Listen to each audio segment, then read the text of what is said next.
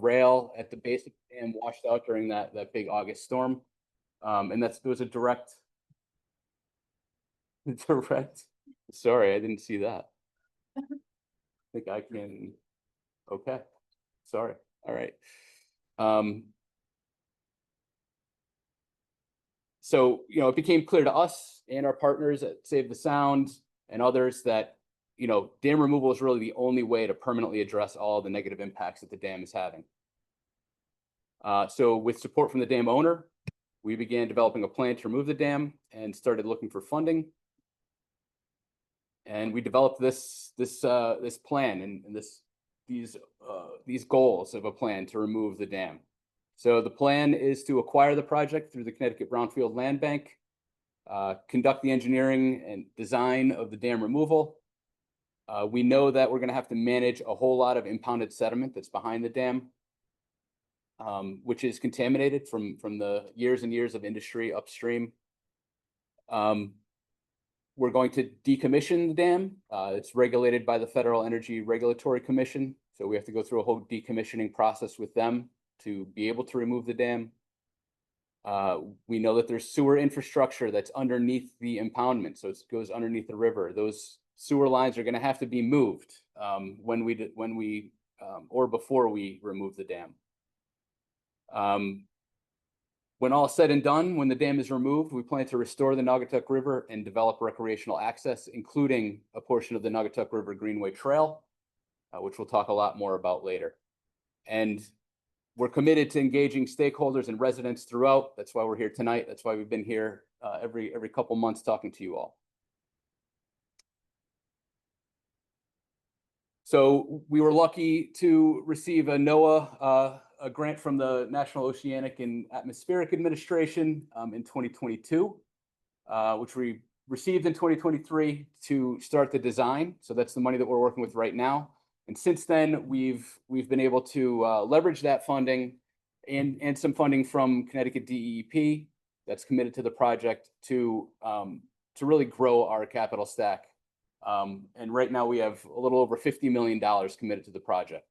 That $270,000 we're going to be talking about later. That's funding that we received to design a part of the Naugatuck River Greenway Trail. That's why it's highlighted up there. So we've talked a little bit more about this in previous meetings, so I'll move on. But we do have quite a bit of funding to get this project done, and we are still looking for more to be able to complete the project. So some project updates, property acquisition. That's sort of the big thing that's about to happen. So it is, we're expecting to close on the property any day now. Our attorneys are working with the attorneys from the current owner of the current owner. So we're really expecting that to happen any day.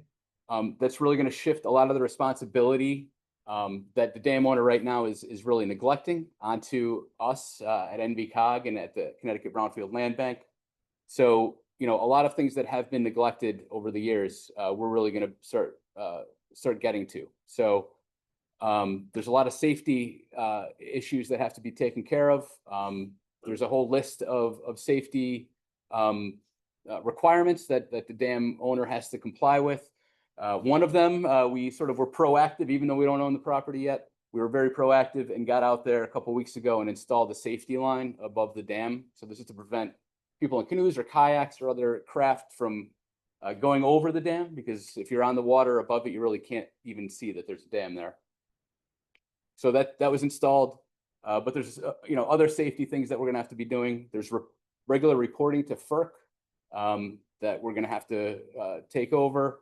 The general maintenance and upkeep of the property. Everything's gotten a lot really overgrown over the past few years. Trash has been accumulating on the property. Those are all things that we intend to take care of. And while the ultimate goal of this project is to restore access, public access to the river, right now it is not safe, and we're really going to have to secure the property. There's been a lot of trespassing over the years. We've noticed that when we're out there, people trespassing. The property is not safe. It is still going to be private property, and we're going to, secure it and enforce the no trespassing rules at the property. Some of you that are neighbors of the property might have seen us doing survey out there last year, marking the property boundaries. Those are all going to be posted, no trespassing. You know, I know there was some concerns back then about where that property boundary is. So about a month ago, we did post all of the survey online. So if you go to the website nvcogct.gov/Kinneytown, there's a lot of information up there, but one of the things that's up there is all of the surveys, so you can see where those property lines are in compared to where your properties are, or so I encourage you all to look at those.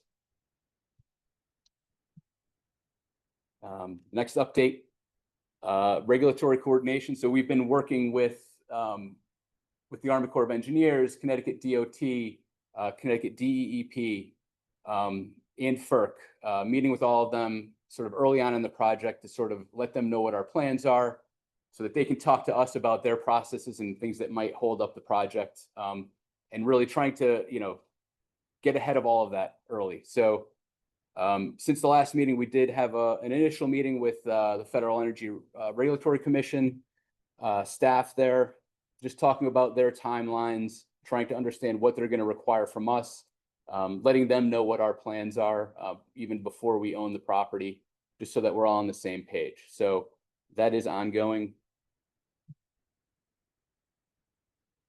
On the sewer relocation project, we have hired CDM Smith, the engineers that are working on that project. They spoke to this group a few months ago.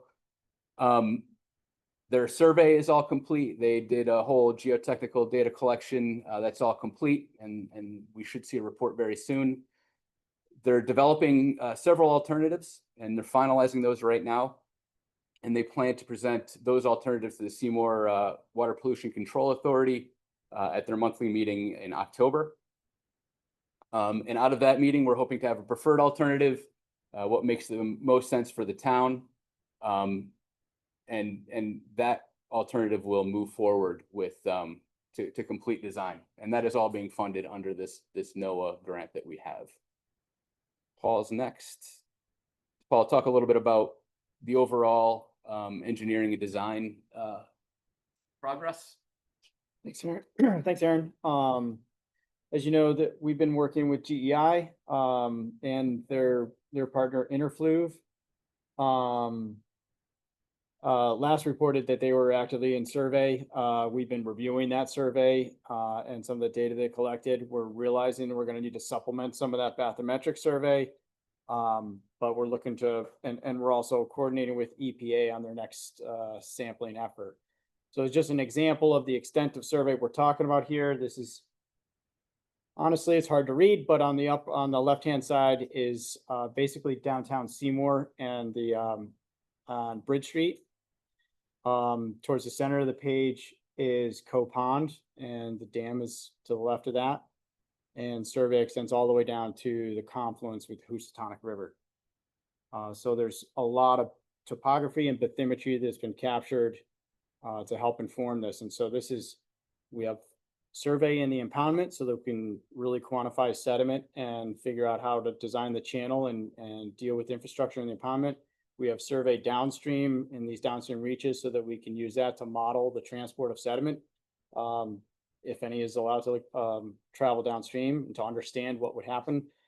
And we have survey in the Housatonic also to understand where sediment might settle out if passively released. Here's just a single sheet example of the survey right around the dam. You can see the on-ramp to Route 8 on the bottom of the screen.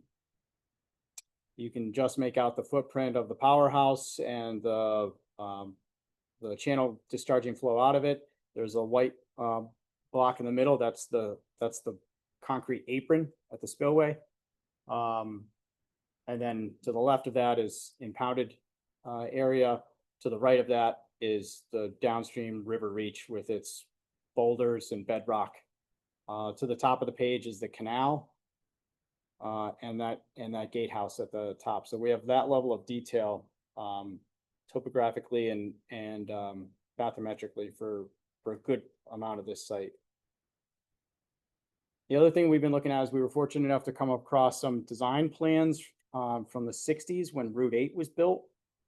And those plans were really informative because they showed how much the state had encroached into the impoundment and into the river when they built Route 8 as in its current formation.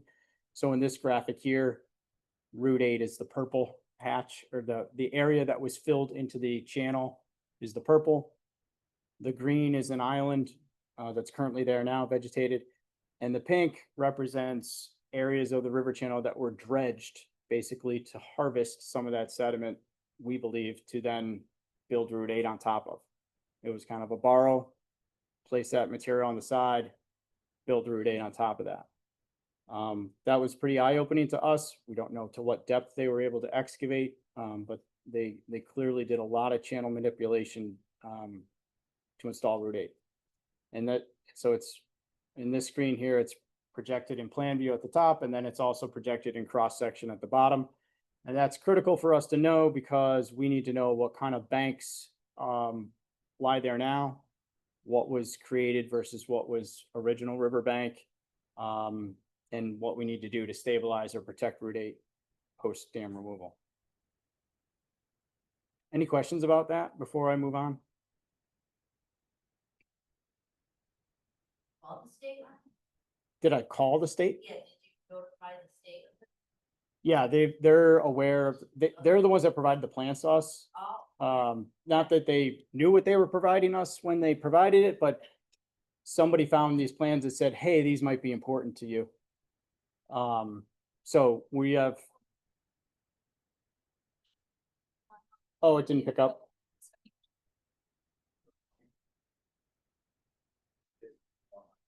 Oh, sorry. I kind of threw that system off by taking your question, but the question was, did you tell the state? And the state is essentially who provided these plans, and we do have a standing meeting with a group of people from various divisions within DOT to communicate to them about the rail and about Route 8, also about other infrastructure. So we're staying in communication with them, and we're going to have them review our plans as we advance a design. And then the other thing that GEI did was started to take some of the contamination data that we had from the sediment sampling and started to plot this in profile view to help us sort of identify what areas of the impoundment in Kinneytown might need to be excavated and what areas might not need to be excavated for ecological and human health concerns. And that's all very preliminary, but this is one example of that data, and it's going to be informed by this additional sampling, this round of sampling that's coming up in October. That's being done by Volpe and EPA again. So that's it on sort of the engineering side and sort of the progress that's happening. We also have brought on a documentary film crew. They've been hired or contracted to do a 3-part documentary series on this project. They're actually starting interviews and B-roll filming next week, and they're going to be interviewing some people in the community, some of us on the project team, and we'll be gathering more materials to build into their documentary. And then that puts me to this future design workshop. We're still hoping to have alternatives to present to the audience at some point in late fall or winter. We still have additional data to refine. Now that we've seen it, it's been collected. We got to do some corrections and some follow-up on that. But that is still the intent, to have a more detailed presentation of alternatives to in this setting, either in Ansonia or here, for everybody to sort of weigh in on. This is the timeline that we've been showing for a while now. Our general timeline is still holding by year. Acquisition is scheduled any day now, 2025. Engineering design has begun. EPA assessment is continuing and hope to be done by the end of this calendar year. At which point we need to develop this sediment management plan. We're going to continue our community meetings. There is some discussion about maybe spacing them out a little bit differently, more attached to milestones, rather than at a bi-monthly process, but I think that's still a discussion amongst us. 2026, we're hoping to conclude the sewer siphon design, continue the dam removal design process and the permitting through DEEP, DOT, Army Corps, and FERC, and initiate the sewer siphon construction. And 2027 is when we still anticipate to start construction on the dam removal itself. There's a chance, fingers crossed, that we could start with some sediment management in 2026. That's also something we're hoping to do, or at least to bring on a contractor in 2026, a sediment dredging specialist that can help inform our designs. And then 2028, fingers crossed, we would be done and looking at a very different river.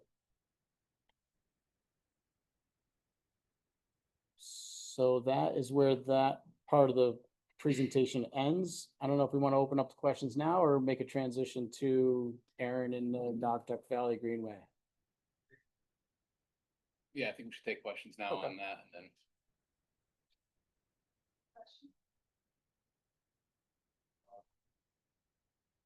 Yeah, any questions coming in online?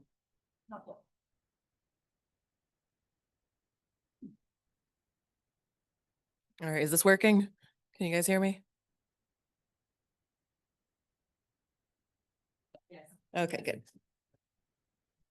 I was just wondering if you had an idea at this point, when the sediment evaluation would be completed?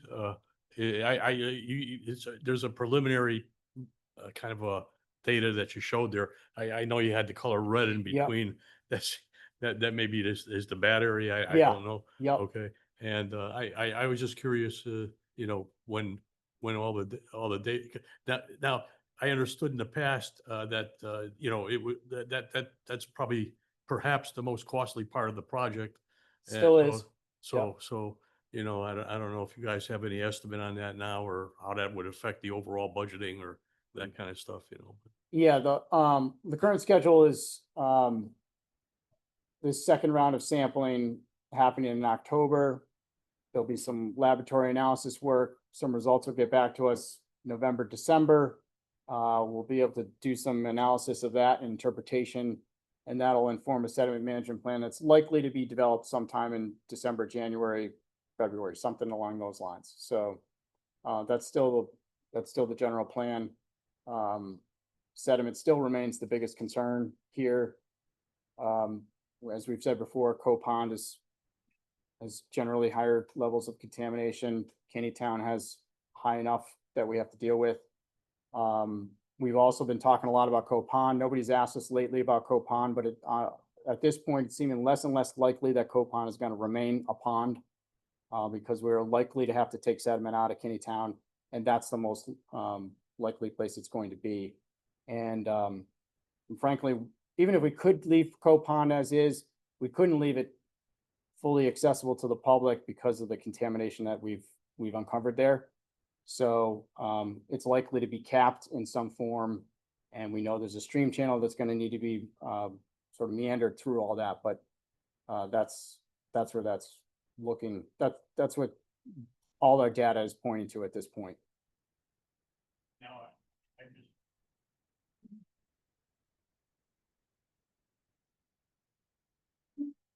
I didn't understand if the sediment. I was thinking the sediment was mostly in the river section of the polluted sediments. I used to work in the Bridgeport Brass. We used to Yeah, no, pour you told me copper- before. I know. copper sulfate in there by the barrelful. I know. No, I there was remember. there was no. Yeah. Copper sulfate is a herbicide, so there's nothing was growing on the banks. Yeah. And my uncle was a big fisherman, and he was so happy the day he saw bullheads after they installed some preliminary kind of treatment plants for the copper sulfate. But anyway, but Coe Pond itself, is Coe Pond as polluted as the river or? Yeah, Okay.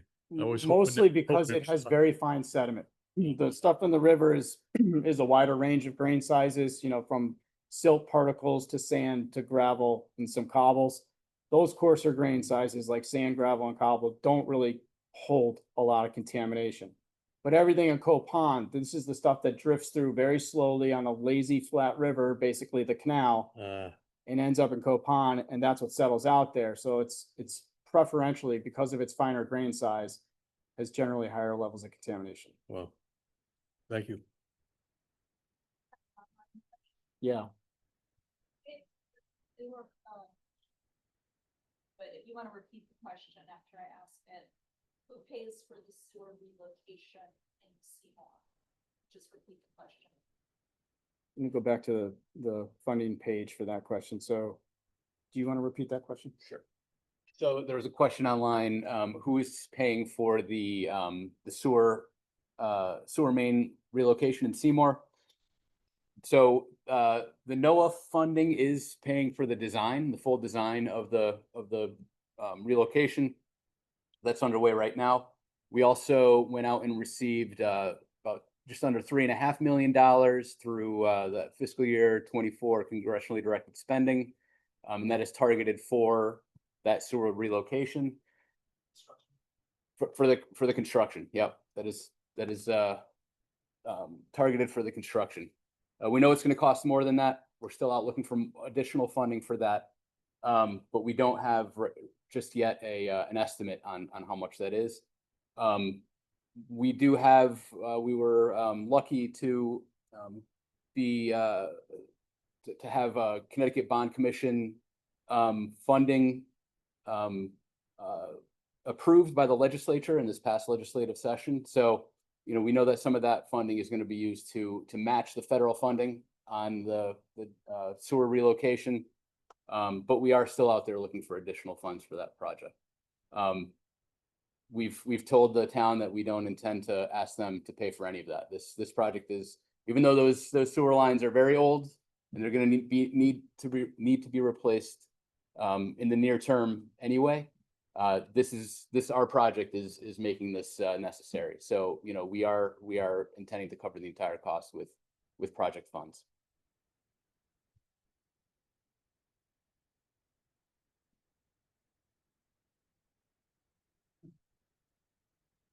Don't want to eat, okay.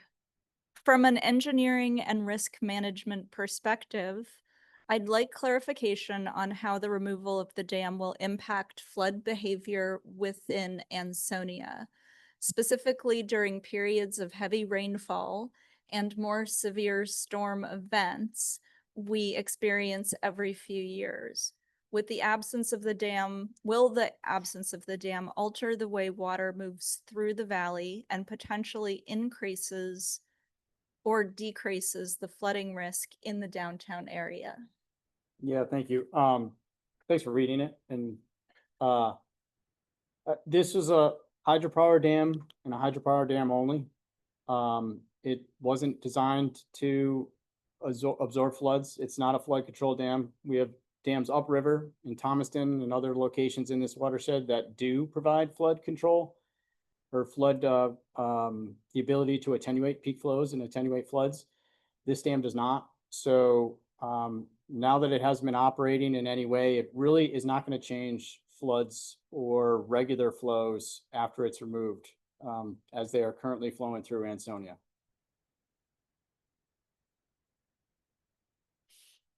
That's the shortest answer I can give to that. I could go on, but generally that's the crux.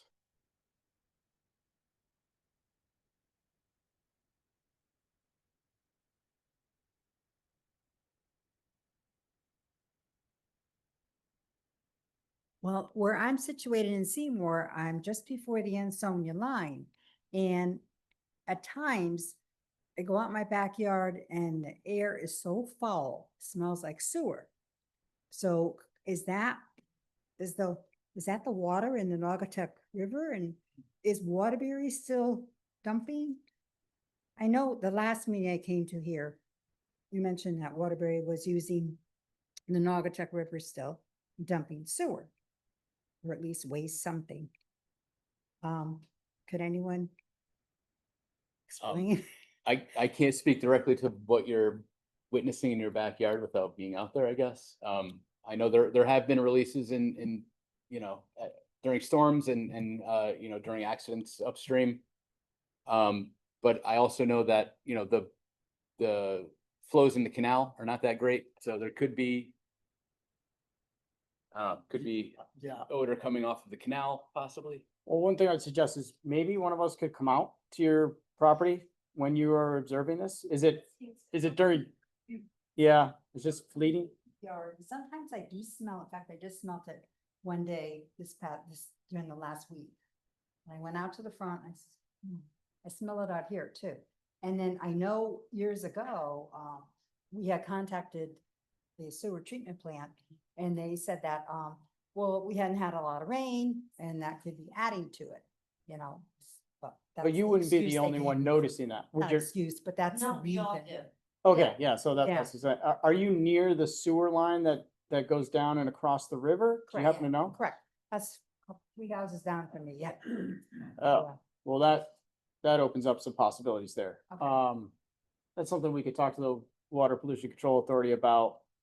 Cause the engineers that are working on that, CDM Smith, have noted, we're somewhat surprised that a sewer siphon was functioning so long there without a backup issue. There is. Well, So there- let there her know. have There been is. back- Well, that's Yeah. interesting to hear. I don't think they know that, or I don't think No, they, let them know. It's, yeah. Because it was like 10, 12 years ago, And then. it backed up and they were out there all night All long. night long. The neighbor, 2 houses down from me, 2 days. she has the line going right under her garage, Right under her garage. which yeah. is detached. And it goes right down to the river there, and they were out there for like all night following day, Following and the- the banging noise, and they were, you know, to clean it all out. Hmm. But now they seem to be on top of things more. It seems a They're- little bit better, they're but yeah, we coming still out. get the smell. They're coming out now to regularly check. Yeah. who's, 'Cause- this is the WPCA that's coming out? No, this is a company I never heard of. Clean Harbors came out. Well, no, that was then, but now more recently they come out and you know, the Oh, they manhole. put the suctions in, yeah. Yeah, they seem to be checking that more often. Yeah, I can't remember the name of that company. Yeah, it's like white trucks. I don't know the name, it was like letters. Yeah. Mm. So, We have an addition to the conversation from Kevin Sack. He said that is likely the Seymour wastewater plant. I have witnessed that. Hmm. Not that thing. Well, I guess the good news, I guess, is that, you know, relocating the sewer lines is gonna take care of that problem and replace it with, you know, a modern siphon across the river likely, or a pump system across the river. You know, that sewer line was built in the 50s, I believe, so, it is due.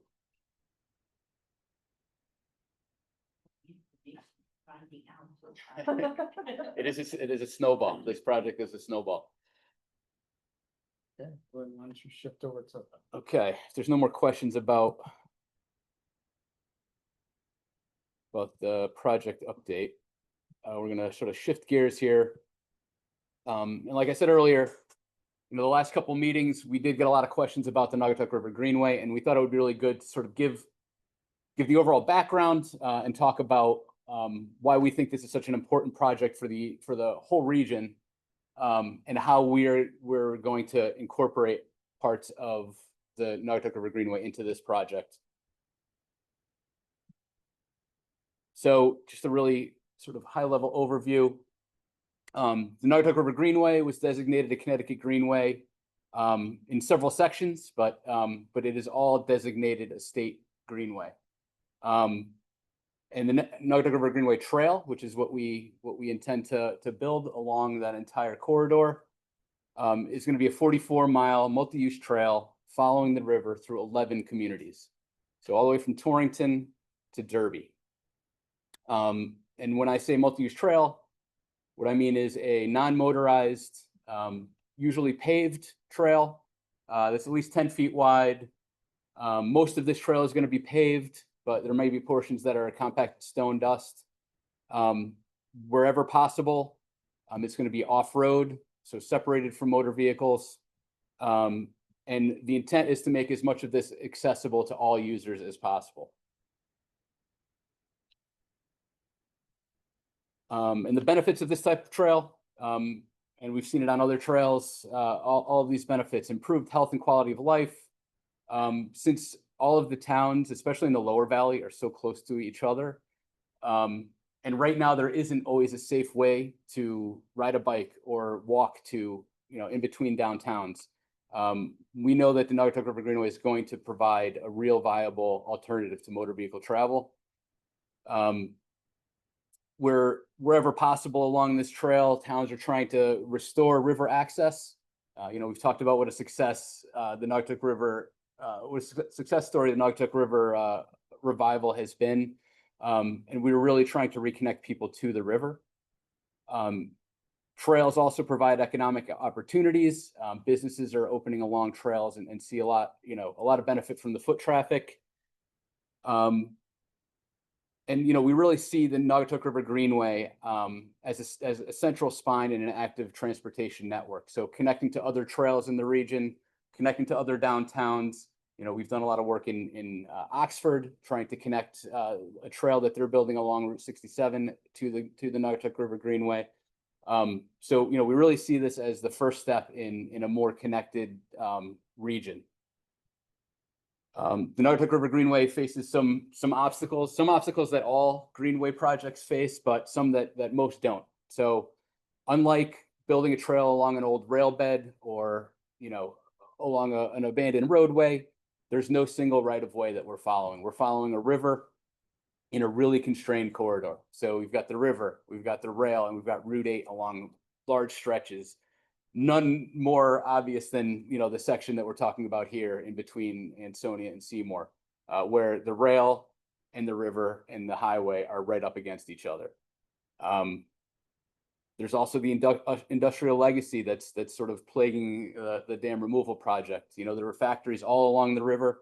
So, trying to build a trail along a river that was previously occupied by factories is a challenge. And all of those things make this a very expensive project. It is, one of the more expensive per mile trails to build that we've come across. The way it's being built, it's really being constructed at the municipal level, usually with state and federal funding, and then supplemented or matched with local funds. The trail is going to travel through two regions, two planning regions. So the Naugatuck Valley Council of Governments planning region, and the Northwest Hills Council of Governments region. And so we are both of the COGs are assisting with design and with planning of the trail and trying to help find funding to build it. And it's being overseen and guided by the Naugatuck River Greenway Steering Committee, which is made up of municipal and stakeholder members. So we have members from each of the 11 communities along the trail, and then state agency representatives, federal agency representatives, and stakeholders as well. That group's co-chair is here tonight. Jack Walsh from Derby has been co-chairing now for, gosh, I don't know, 10 years or so. It's been a while. And he might ask you to say a few words at the end, Jack, but the charge of the steering committee is to help towns prioritize sections to be built, trying to coordinate in between towns. So we want to make sure the trail meets at town boundaries. We want to make sure that the trail is sort of similar and has similar uses and similar rules all along the route. The steering committee provides guidance, conducts research and data collection, and helps build support for the trail among the municipal leaders. So some of the examples of work that the steering committee has overseen: are a bunch of routing studies. So it's sort of the first step in planning a trail like this is to, basically draw lines on a map. But there's a lot of obstacles you have to think about and costs and benefits that have to be considered. You have to take the public's feedback into account as well. So routing studies are how we do that. And we've done several. Ansonia just completed one for their section of Greenway last year. So that's one example.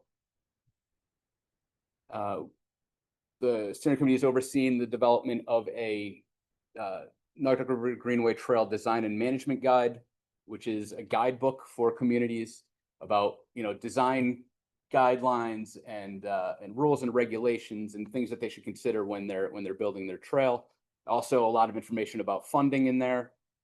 We also developed a unified signage program so that signs all along the trail, no matter what community you're in, indicate that you're on the Naugatuck River Greenway.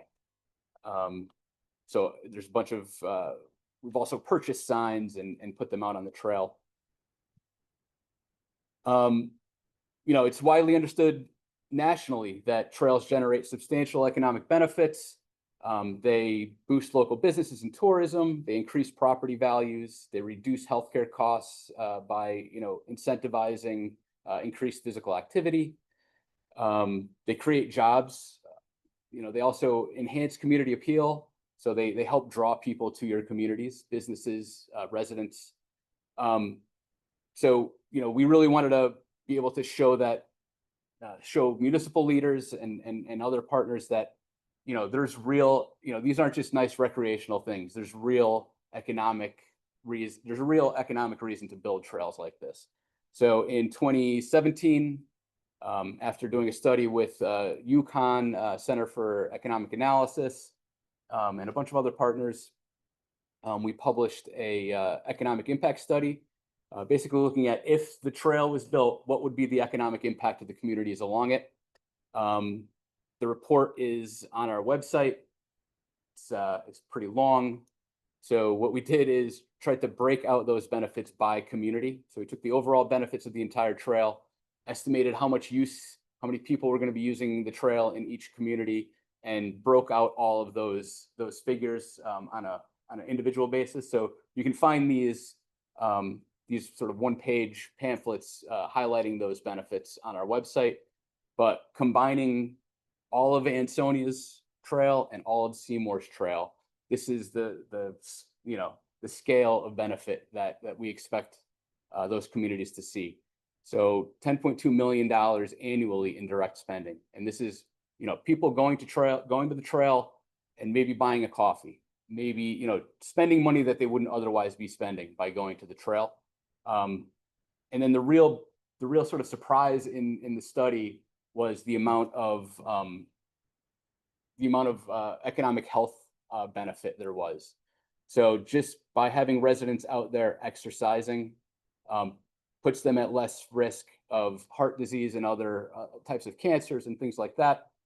And UConn quantified that, and it was a huge number. Overall, it was $300 and something million for the entire trail, but $62 million for Ansonia and Seymour. So, we really see this as an economic development project as well as a recreational project.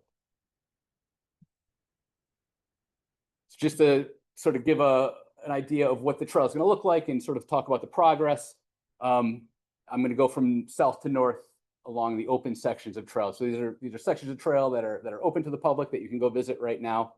In Derby, which was the first section to get built, they have over 2 miles with a loop trail on O'Sullivan's Island. We've been tracking use at the Division Street trailhead for almost 10 years now, and we've seen consistently 250,000 to 300,000 trips taken at that one location every year. So that means if people are going out and back, they're getting counted twice. So even if everyone that's getting counted out there is getting counted twice, that means 150,000 people or individual uses of that trail every year. It's one of the busiest trails we've counted on across the state. And I think that's because it's in the downtown and it's visible, and, you know, Jack will tell you that anytime you go by there, there's people using it. There's people using it in the winter, all year round. It's a really popular place to walk. In Ansonia, right across Division Street, there's a 2/3 of a mile section that's contiguous with the Derby Greenway, that goes from Division Street to Pershing Drive. And Ansonia just a couple years ago opened a parallel trail on the east bank. Both of those sections are on portions of the flood control dike that's along the river. And right now, Ansonia is designing their northern section that will bring the trail from Pershing Drive up to Nolan Field. Seymour has a short section right around the corner here, about 1,400 feet. That was opened in 2018. That goes from Bank Street to the Tinue Dam Bypass Park. And there's also a really great river access point there too. Beacon Falls completed a road diet along South Main Street, so about 1,800 feet from Veterans Park to Route 42. They also have a short section in Riverbend Park that's open to the public. Naugatuck has a mile open from Maple Street to Bridge Street. It goes through Linden Park. There's also a loop trail in the park. They've got a canoe and kayak launch, a lot of really great recreational amenities there too, a skate park, basketball courts, things like that. They're right now, they have a deep DEP recreational trails grant and are designing their next section that'll go from Maple Street to Breenfield. And they do have funding to construct that section as well. Waterbury, one of the newest pieces to open, has a 2-mile section open that includes a section in Platt Park, which is the city's newest park. They're also working on their next section that'll bring the trail right into downtown, and that's funded under a federal grant that they have that they're working with right now. And they also have additional funding to design a spur trail that'll go from that main section of trail to a brand new park that they've opened along the Mad River. Waterbury, that picture on the bottom right there, that is the first public river access in the city, which is hard to believe. But it's a really well-used and beautiful park that now people can access the river through. Watertown has a short section open near the bus maintenance facility where the old drive-in used to be. And they have funding right now to design basically the section from Echo Lake Road all the way to the Thomaston town line. And in Torrington, they have 2 miles open. Really interesting thing that Torrington did was they closed a roadway that they had and turned it into a plaza that is also part of the trail. It's called Franklin Plaza. It's a really great spot where they have farmers markets and things like that, and events that really, you know, sort of shows the potential economic impacts that a section of trail can have to a downtown. So all said, if you add all those pieces up, there's a little bit over 9 miles open to the public. It's probably about 20% of the trail is completed. The problem, though, as you can tell, is you know, we've sort of picked off the easy pieces, I guess, even though not all of them were easy, and there's not really good connection in between them. So part of the steering committee's charge is to prioritize, you know, the next sections to be built. And they really, you know, came together and decided what should be the next priorities. And what they came up with was, you know, sections that connect to complete or soon to be complete sections of trail, or that connect to complete or soon to be complete section of trail with an important destination or population center. You know, we at either side of the Kinneytown Dam project, there's open sections of trail. So there's open sections in Ansonia, there's an open section in Seymour. So, you know, that's really one of the priorities that we've set forth is to try to fill, complete gaps like that. The problem out of Kinneytown is, for a long time, we really saw this section as, sort of threw our hands up in the air. We have no idea where to put a trail here. There is private property, first of all, with the dam. That's a regulated property. It's a federally regulated property. You've got the railroad that runs the entire length on the east side of the river, or toward the bottom. You've got the dam itself and all the infrastructure with the dam. And then on the other side, south of the dam, you have an incredibly steep slope up to Wakely Avenue. Above the dam, you have Route 8 right up against the impoundment. There's really nowhere to put a trail. When we started talking about removing the dam, one of my first thoughts was, we're going to open up opportunities here to build the trail. We really started thinking about including this project with the dam removal really early on.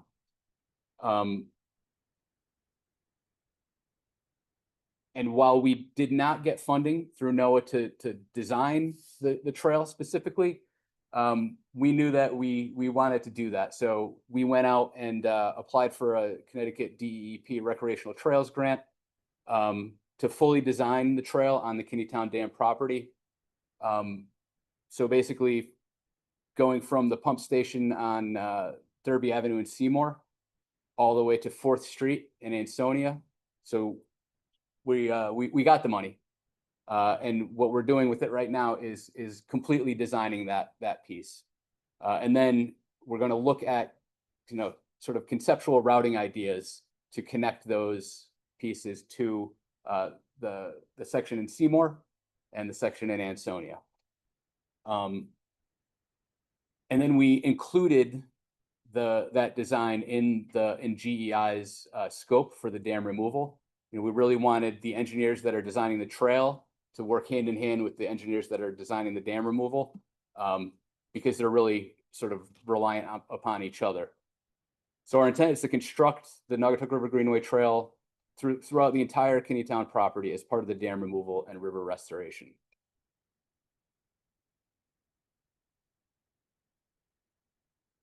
So GEI hired a sub-consultant called Stimson. They're landscape architects.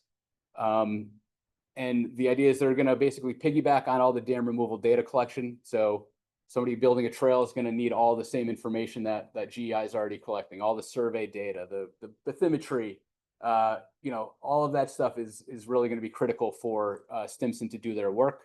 So Stimson right now is working with GEI on getting all of that information. We also, on August 12th, a group of us went out there with Stimson, with some of their engineers and landscape architects, and walked the entire property. And sort of the first step of their work is to try to figure out, well, where can a trail go? Let's figure out where all the alternatives are. Where can we put it? So it's kind of hard to see on the bottom there, but they started putting lines on maps like, well, maybe it can go along the rail. Maybe it can go on the east side of the impoundment. So, we know that there's going to be some land created somewhere when the dam is removed. The water is going to be much lower. The river is going to be a lot narrower. So, maybe you can go on the east side, maybe go on the west side. So they're looking at all those options right now, and developing some conceptual ideas. So it's kind of exciting. They've started sketching out some ideas, like, maybe we can put a bridge where the dam is now. Maybe we could, have a bridge further up where the sewer pump station is in Seymour. Just trying to get some ideas down on paper. And we're fortunate to have them on early in this process and working with the engineer for the dam removal, because some of the ideas that they're coming up with might inform what GEI is considering as what is going to happen at the site. I mean, ultimately, the outcome of the engineering that GEI is coming up with is going to dictate a lot about where the trail is going to go. But I think seeing some of those ideas early on could help guide that process. So this is still really early on. I just wanted to share with you that they are already making progress on the design. They're going to continue developing those alternatives. Right now, it's not quite, they're not quite to a place where we want to share them with the public and really talk about them in detail. But that public workshop that Paul mentioned earlier, this is going to be part of that workshop. So we're going to be bringing, or Stimson's going to be bringing their ideas to the table and see what the public thinks about it and get feedback from the public. And there's going to be a dialogue while they design with the public. So likely late fall, early winter, we'll be talking to you all again about what this could look like and what it could mean for the communities. So Jack, I don't know if you want to say anything about the Greenway or your perspective from Derby.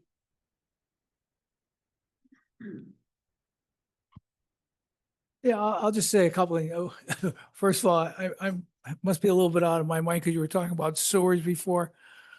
Besides being involved with the Greenway, I was chairman of Derby Water Pollution Control Authority for 8 years. So that's a crazy thing to deal with, but progress is being made there too. But, you know, we were very lucky in Derby.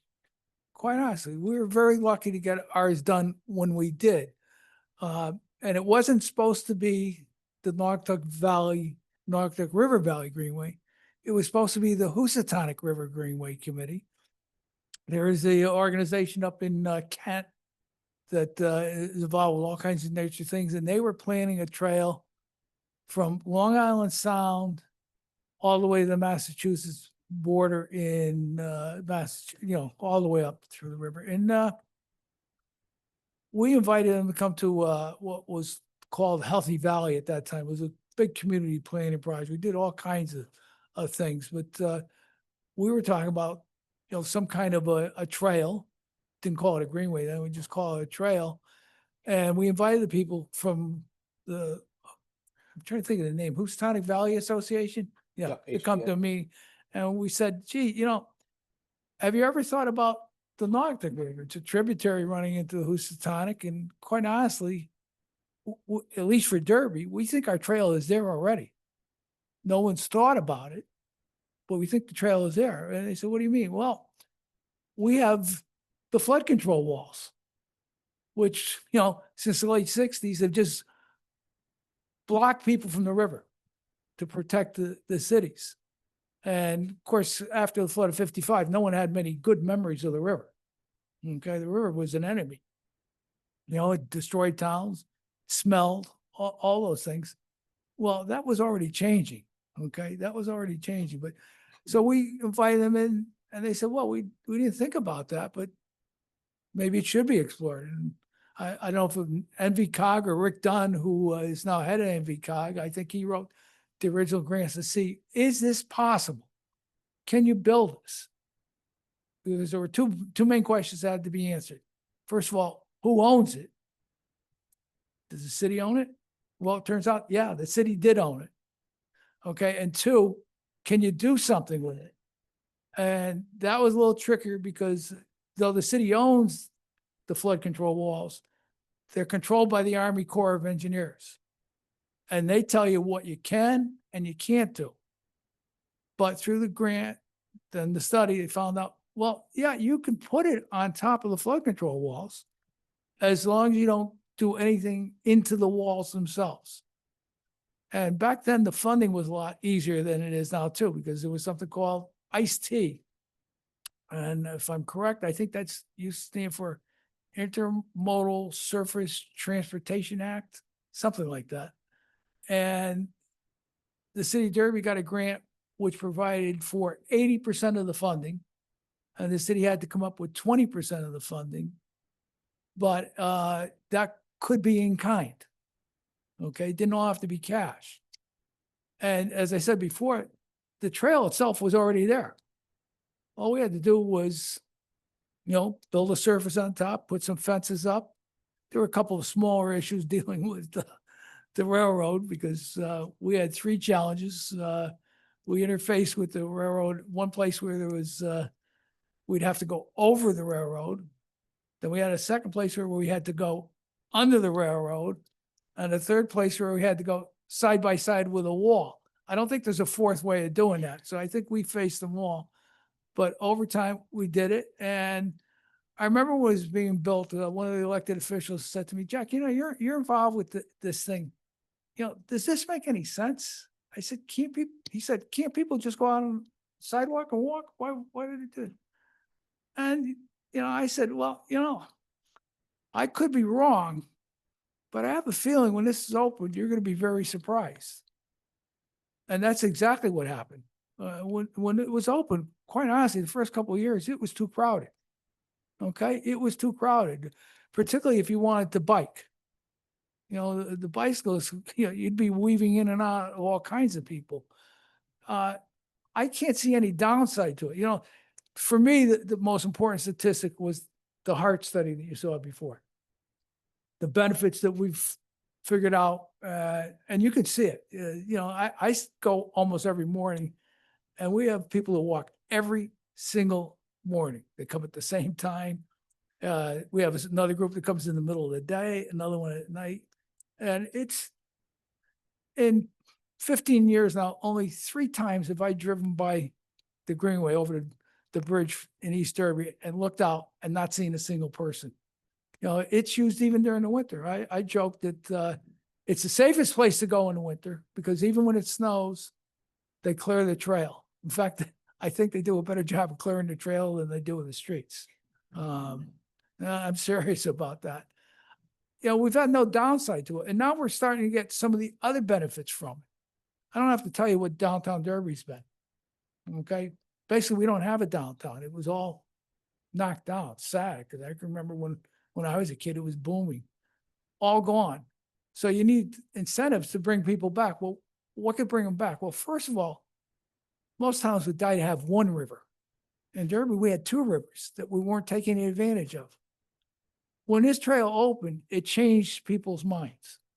You know, as the whole valley, we should have been shouting from the rooftops about the cleanup of the Naugatuck River. That's one of the greatest environmental cleanup stories in the entire United States. I remember as a kid, I wouldn't stick my toe in that river.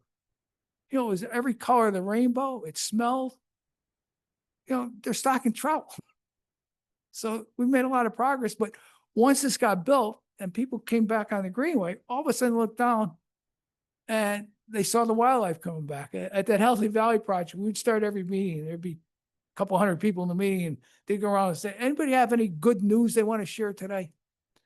And my good news that one day, I said, my good news today is I saw a bird in the Naugatuck River today and it was alive. Okay. And really, it changed people's perceptions of the river, changed people's perception of the city. There's a great video out on YouTube that the National Park Service did about the Greenway. I would urge you to go and take a look at that. So, you know, I've been involved, well, it's 25 years now. We opened ours in 2005, but it was 5 years of planning to get it built. And I can't see any downside to it, but, you know, now it's going to go, instead of just being in Derby, to connect all the valley towns. I could have used it tonight coming up. You had to see Route 8. I couldn't get on Route 8 tonight. I had to go across the river into the Ansonia and come up the other side of the river to the Greenway, and I could still bike. I could take a bike and I would have been here a lot faster. So again, I just think it's a home run for every community, and every community is different. Okay. And you have to pay attention to what the people in the community want and where they want it and how it can work. But again, I think it's one of the best things we've done in Derby in the last 50 years. That's, you know, if you have any questions, I'd be happy to answer. Thanks, Jack. Yeah, if anybody has any questions about the Greenway or about the dam removal project, happy to take more questions.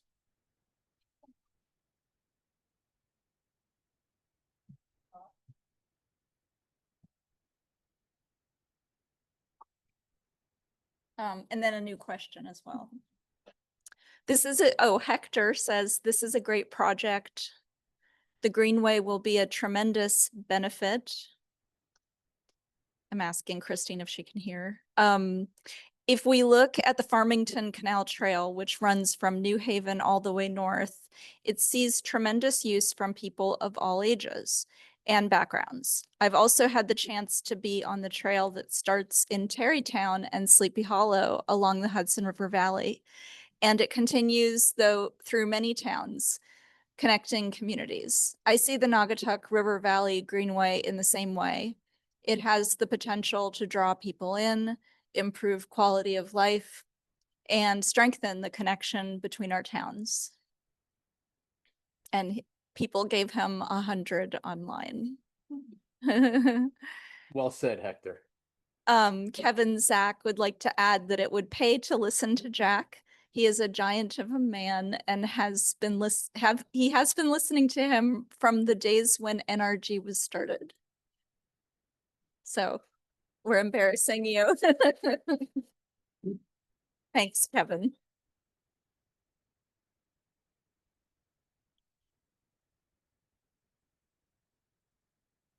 Any questions? What? I will do more chat.